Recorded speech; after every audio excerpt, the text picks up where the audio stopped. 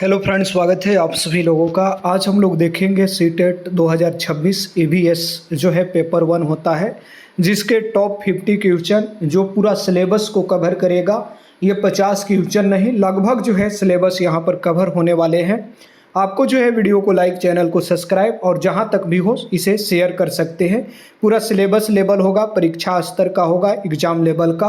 Previous year जो है question pattern पर होगा, नए क्वेश्चन डाले जाएंगे, ये ध्यान रखना है। ये तमाम चीज़ें आपको यहाँ पर नज़र आ जाएगी।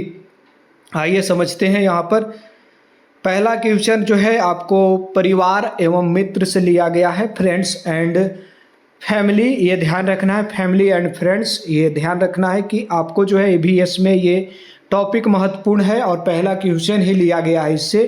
एक बच्चा बताता है कि उसके परिवार में दादा दादी, माता पिता और 2 भाई रहते हैं। किस प्रकार का परिवार का उदाहरण है?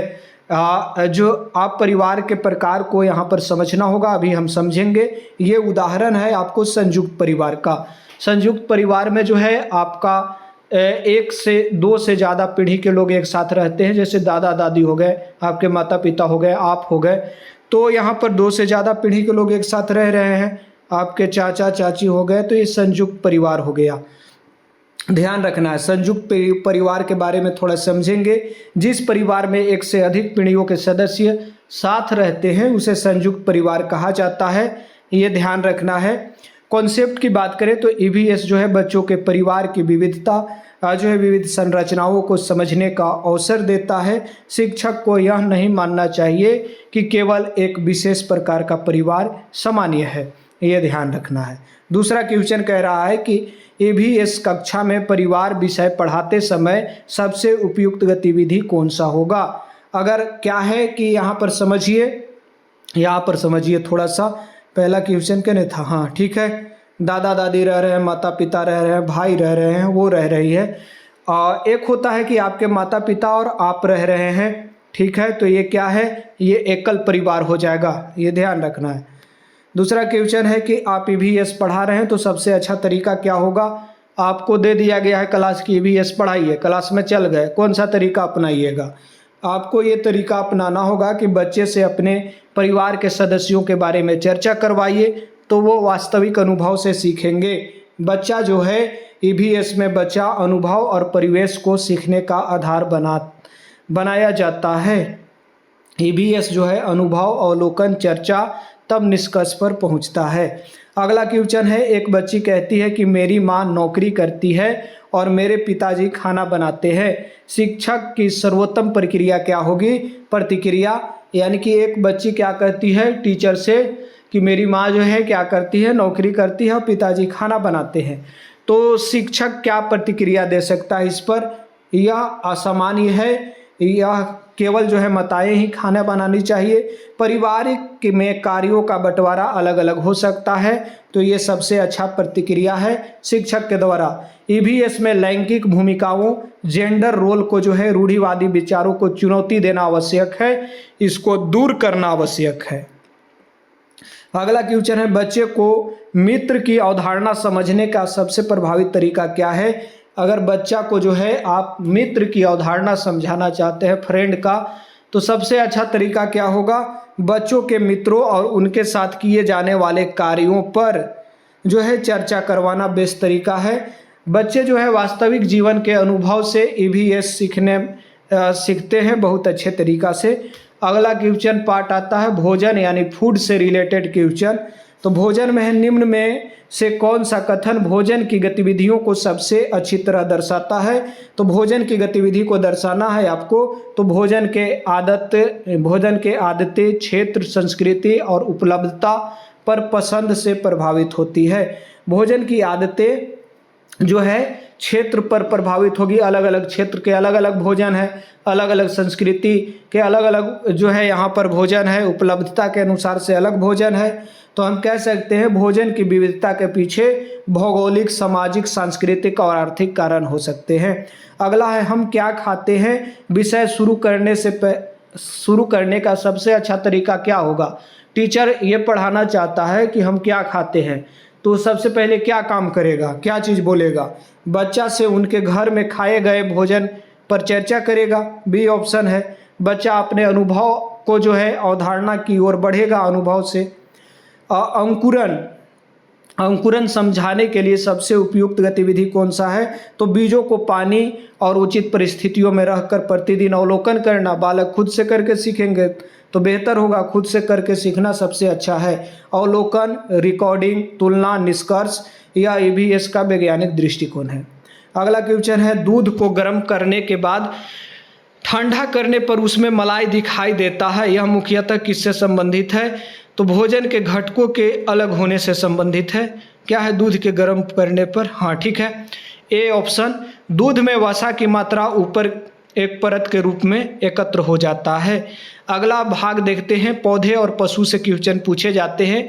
कक्षा 3 के बच्चे को पौधे की विविधता समझाने का सबसे अच्छा तरीका है पौधे को दिखाइए, आसपास के पौधे का अवलोकन करवाइए। बालक खुद से देखकर चीज़ों को सामने से देखकर ज़्यादा सीखता है, EVS का मूल सिद्धांत है। बच्चे अपने आसपास के पर्यावरण से सीखते हैं।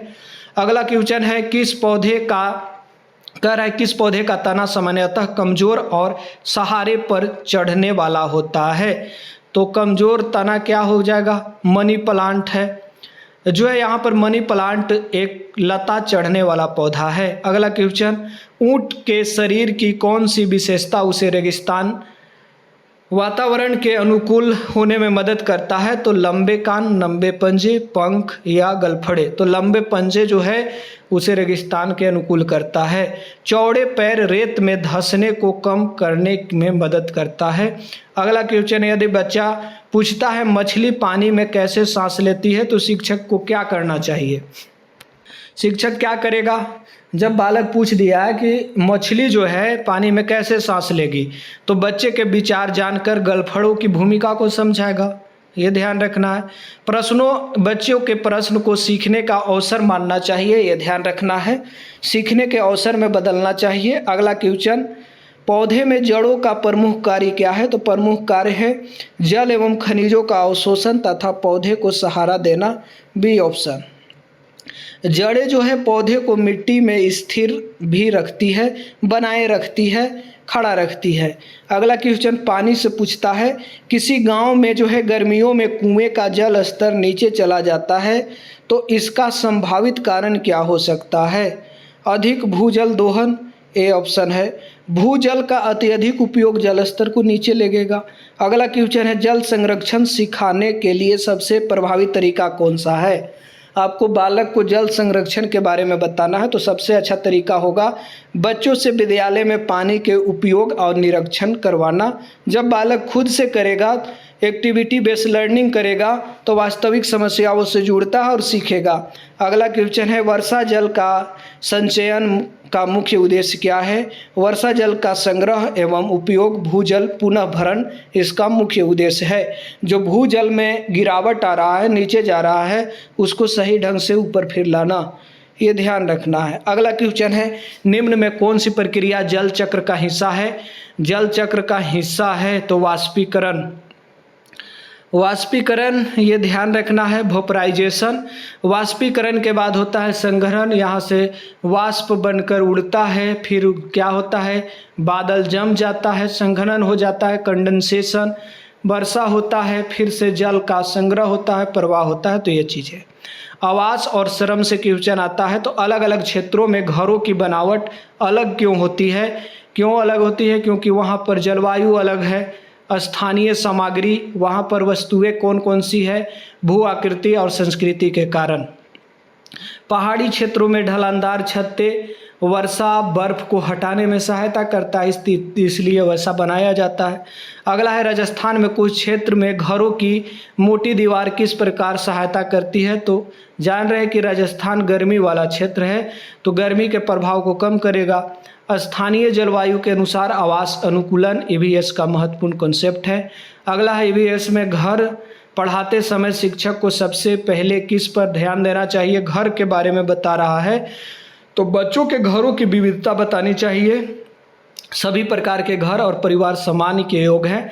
अगला, यात्रा एवं परिवहन से रिलेटेड क्वेश्चन है, बच्चे को परिवहन के साधन की अवधारणा सिखाने का सर्वोत्तम तरीका क्या है? तो सर्वोत्तम तरीका है अनुभव से सीखना सर्वोत्तम है, करके सीखना सबसे बेस्ट है। ऑप्शन ये रहेगा तो यही आंसर होगा। उनके अनुभवों पर चर्चा, स्थानीय परिवहन का अवलोकन शामिल है। रेलवे स्टेशन का अध्ययन कराने के लिए सबसे उपयुक्त तरीका क्या होगा? रेलवे स्टेशन का चित्र, वीडियो के माध्यम से सेवाएं और लोगों की भूमिका का अवलोकन कराना। क्या है? बालक सामाजिक परिवेश, कार्य और परिवहन को जोड़ सकता है। अगला क्वेश्चन है, यदि कोई बच्चा कहता है कि साइकिल गरीबों का वाहन है, शिक्षक का सर्वोत्तम प्रक्रिया क्या होगा? उसे डांटेगा? नहीं डांटेगा। कथन को सही मान लेगा? नहीं। विभिन्न लोगों द्वारा साइकिल के उपयोग पर चर्चा कराएगा, ये ध्यान रखना है। आगे है चीज़ें जो हम बनाते हैं और करते हैं, ये चैप्टर है तो इससे रिलेटेड क्वेश्चन आता है। कुम्हार द्वारा मिट्टी से बर्तन बनाना किसका उदाहरण है?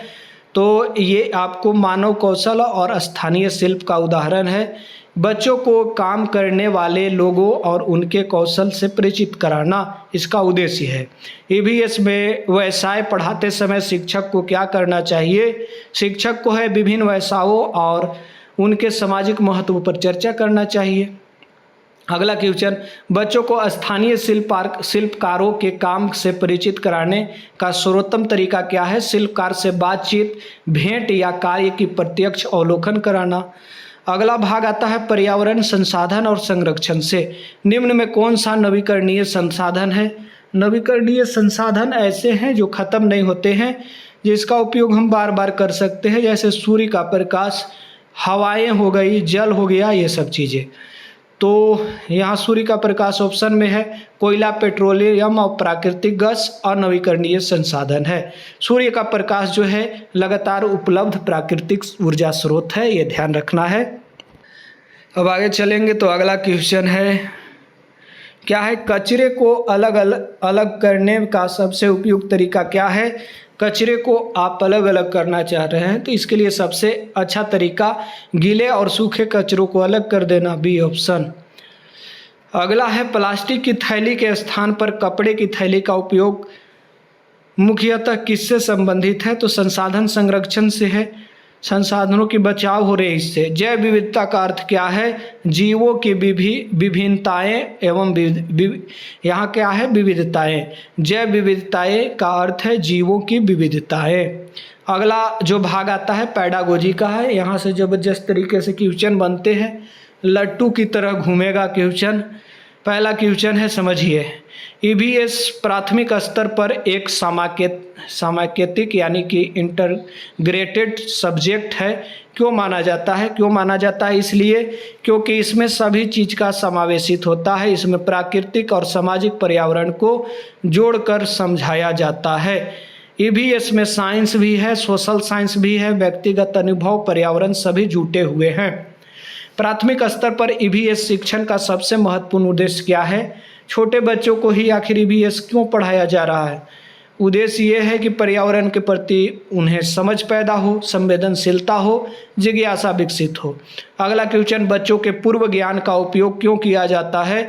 नए ज्ञान को बनाने के लिए पूर्व ज्ञान को आधार लिया जाता है।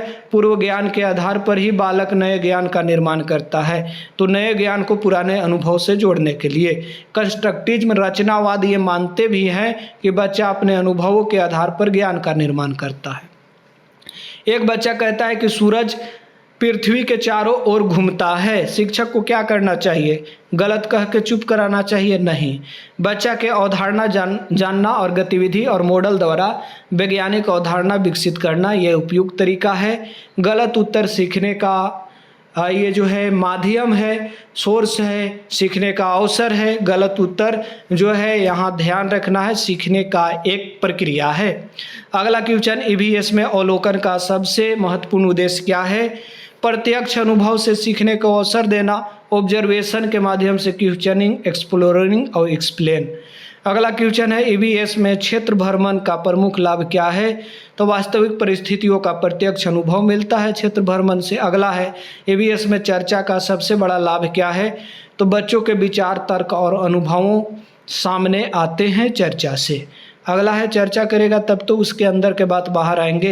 एक शिक्षक ईवीएस में स्थानीय नदी पर परियोजना करवाता है। बच्चे जल उपयोग, प्रदूषण, लोगों की निर्भरता अध्ययन करते हैं। यह किस दृष्टिकोण का उदाहरण है? तो ये परियोजना आधारित अधिगम प्रोजेक्ट मेथड का उदाहरण है। कैलप्रिट इसके प्रतिपादक थे। वास्तविक समस्या खोज, सहयोग और निष्कर्ष शामिल है।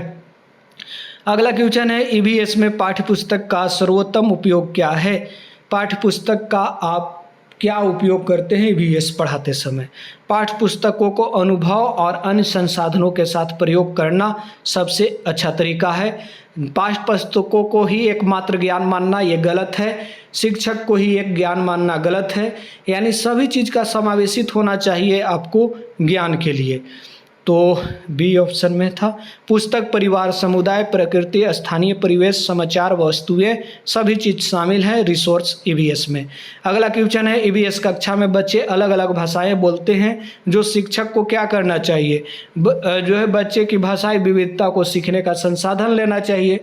अब मल्टी लैंग्वेज यानी बहुभाषिकता में सोर्स लेना है, मातृभाषा को भी एज ए सोर्स लेना है।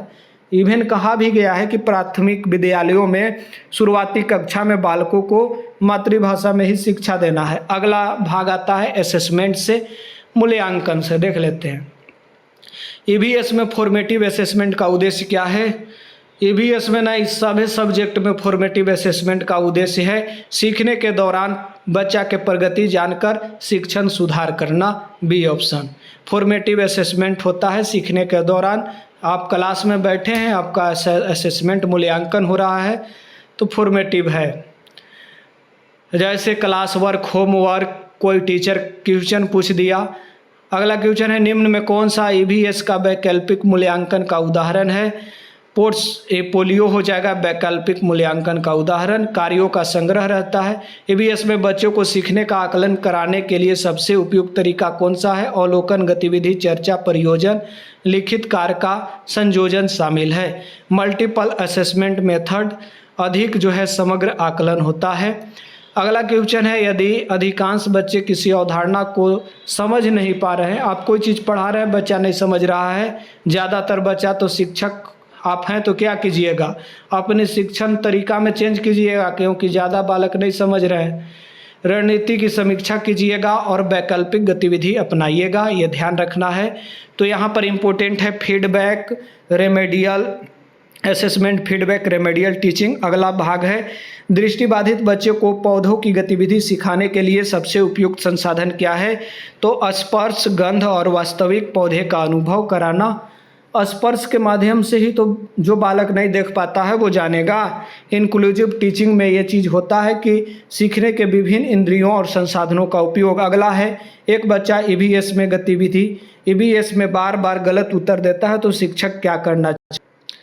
तो अगला क्वेश्चन क्या था? ईवीएस में बच्चे के सीखने का आकलन करने के लिए ये चीज़ें हो चुकी है। हाँ ठीक है। दृष्टिबाधित बालक के लिए क्या करना चाहिए? टच करके सीखेगा बालक इंद्रियों के माध्यम से। एक बच्चा ईवीएस गतिविधि बार बार गलत करता है तो अपना शिक्षण रणनीति में आप चेंज कीजिए। गतिविधि बार बार उत्तर देता है, क्या कर रहा है? एक बच्चा ईवीएस गतिविधि में बार बार गलत उत्तर देता है तो क्या आप कीजिएगा? उसकी सोच को समझकर उपयुक्त फीडबैक उसे दीजिएगा, टीचर है तो। निम्नलिखित में कौन सा प्रश्न उच्च स्तरीय चिंतन को बढ़ाता है जिसमें क्रिटिकल थिंकिंग हो? यदि आपके गांव की पानी की कमी है तो आप क्या सुझाव दे पाएंगे? ये हायर ऑर्डर है। अगला क्वेश्चन है एक शिक्षक बच्चे को पानी पढ़ाते समय उससे पूछता है कि तुम्हारा घर में पानी कहाँ से आता है, पानी का उपयोग किन कार्यों में होता है, यदि एक दिन पानी ना मिले तो क्या होगा? यह किस दृष्टिकोण को दर्शा रहा है? तो ये बालक के अंदर जो है बच्चे के अनुभव से सीखने को दर्शा रहा है। बच्चे अनुभव, प्रश्न और चर्चा से सीखते हैं तो इसे कंस्ट्रक्टिविज्म अप्रोच कहते हैं, रचनावाद का तरीका। अगला क्वेश्चन है ईवीएस में स्थानीय ज्ञान को शामिल करने का सबसे उचित कारण क्या है? सबसे उचित कारण है बच्चों के अनुभव और समुदाय के ज्ञान को कक्षा में जोड़ना। B option. स्थानीय किसान से जो है खेती की जानकारी लेना, स्थानीय कारीगर से उनकी कौशल के बारे में सीखना, ये क्या है? ये आपको जो है यहाँ पर स्थानीय ज्ञान शामिल करने का उद्देश्य है। अगला क्वेश्चन है मास्टर जो है क्वेश्चन सी टेट में जो है ईवीएस के अच्छे शिक्षक की सबसे उपयुक्तता कौन सी है। जो क्या करे सी टेट में जो है ईवीएस पढ़ाने वाला टीचर अच्छा टीचर हो, उसके लिए क्या उसका नेचर होना चाहिए, जो बच्चों को प्रश्न करने, अनुभव, अवलोकन और खोज को सीखने का आधार बनाए। तो ये चीज़ें हैं, थोड़ा कॉन्सेप्ट देखेंगे। ईवीएस केवल जानकारी नहीं देता बल्कि जिज्ञासा, अवलोकन क्षमता, तर्क एवं प्रश्न की क्षमता, खोज एवं अन्वेषण, पर्यावरण संवेदनशीलता, सहयोग और समस्या समाधान की भावना विकसित करता है। ये थोड़ा सा क्विक रिवीजन कर लेंगे। ध्यान रखना ईवीएस की मूल अवधारणा क्या है। ईवीएस इन्वायरमेंटल स्टडीज, ये समाकेतिक विषय है, एक साथ जुड़े हुए विषय हैं जिसमें विज्ञान, सामाजिक विज्ञान शामिल है। ईवीएस बाल केंद्रित होता है। ईवीएस केवल तथ्यों को याद करने वाला विषय नहीं है। ईवीएस बालक के अंदर जिज्ञासा, अवलोकन, तर्क, खोज और पसंदीदा संवेदनशीलता विकसित करता है। मंत्र है बच्चे के अनुभव से शुरू करो, प्रश्न कराओ, खोज कराओ, निष्कर्ष पर पहुंचो।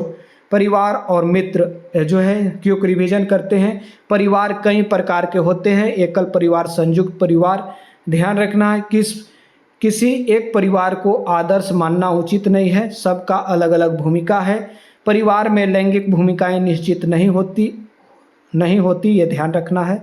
घर में जो है काम केवल महिलाओं के नहीं होते, ये पुरुष भी कर सकता है। बच्चे के परिवार संबंधित अनुभवों को ईवीएस में महत्व देना। मित्रता, सहयोग, देखभाल और रिश्ते सामाजिक विकास से जुड़े हैं।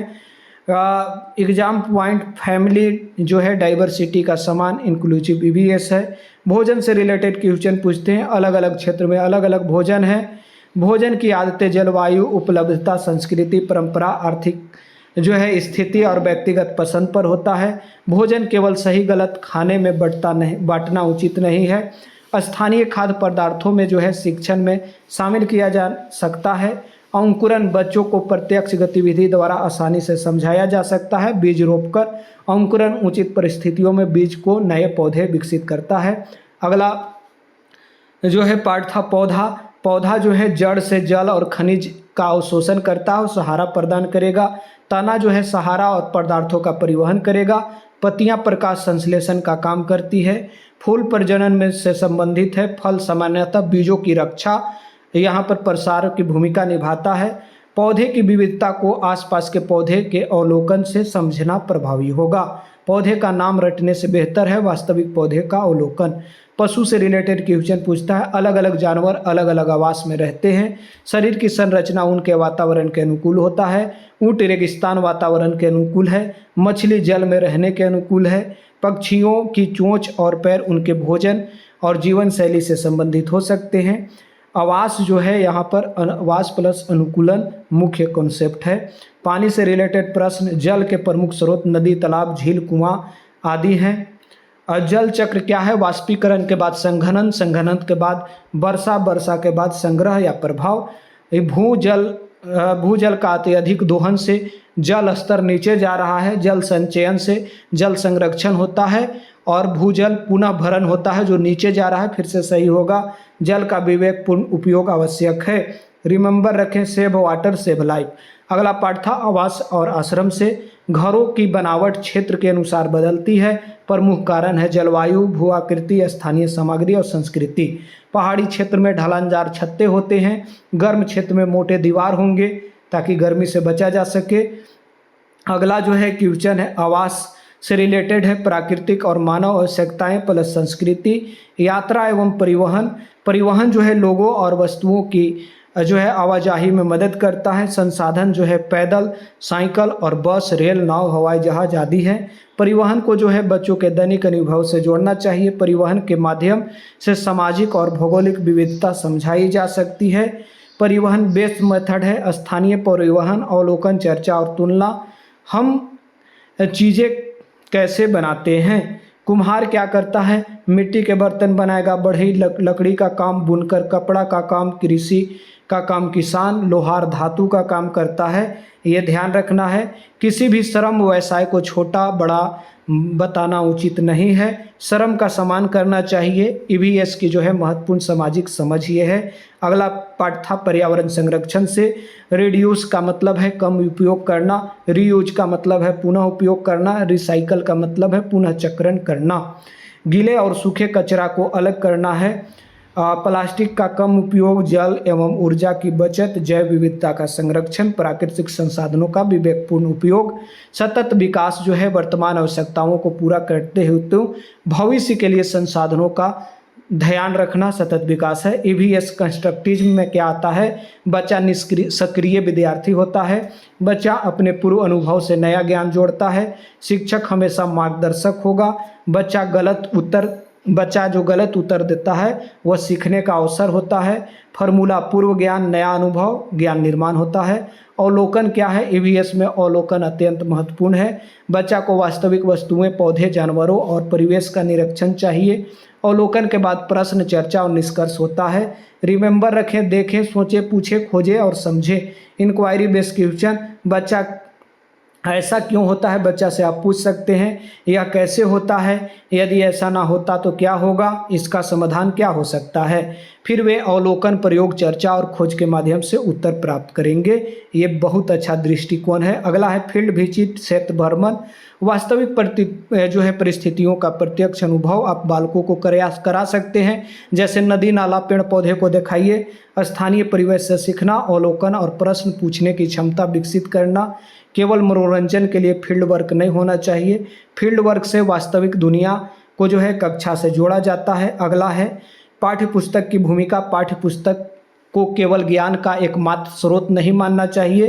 अन्य भी स्रोत है ज्ञान का, प्रकृति, परिवार, समुदाय, स्थानीय कारीगर, किसान, समाचार, गतिविधि, अवलोकन इत्यादि। भाषा एवं ईवीएस, बच्चे की मातृभाषा, स्थानीय भाषा को महत्व देना चाहिए। उसमें जल्दी सीखेगा बालक। भाषाई विविधता को संसाधन के रूप में लीजिए। बच्चे के अनुभव अपने परिचित भाषा से बेहतर व्यक्त हो सकता है। लैंग्वेज यहाँ पर डाइवर्सिटी लर्निंग रिसोर्सेस है। समावेशी शिक्षा प्रत्येक बच्चे को सीखने का अवसर देता है। विशेष आवश्यकता वाले बच्चों के लिए उपयुक्त संसाधन है। दृष्टि बाधित बालक के लिए स्पर्श, गंध और वास्तविक वस्तुएं। श्रवण बाधित बच्चे के लिए दृश्य सामग्री, संकेत और लिखित निर्देश। गतिविधि से सभी बच्चे की भागीदारी बढ़ेगी। इंक्लूसिव एजुकेशन किसी बच्चे को पीछे ना छोड़ने पर जोर देता है। अगला है ईवीएस में असेसमेंट। फॉर्मेटिव असेसमेंट सीखने के दौरान मूल्यांकन है। उद्देश्य है फीडबैक देना, शिक्षण में सुधार करना। समेटिव असेसमेंट सीखने के अवधि के अंत में उपलब्धि को बताता है।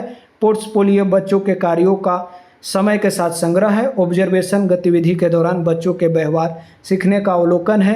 बेस असेसमेंट एक ही तरह के परीक्षा पर निर्भर के बजाय विभिन्न तरीका का उपयोग है। रेमेडियल टीचिंग जो है आपको उपचारात्मक शिक्षण है। अगर बच्चा किसी कॉन्सेप्ट को नहीं समझ पा रहा है तो आपको क्या करवाना होगा?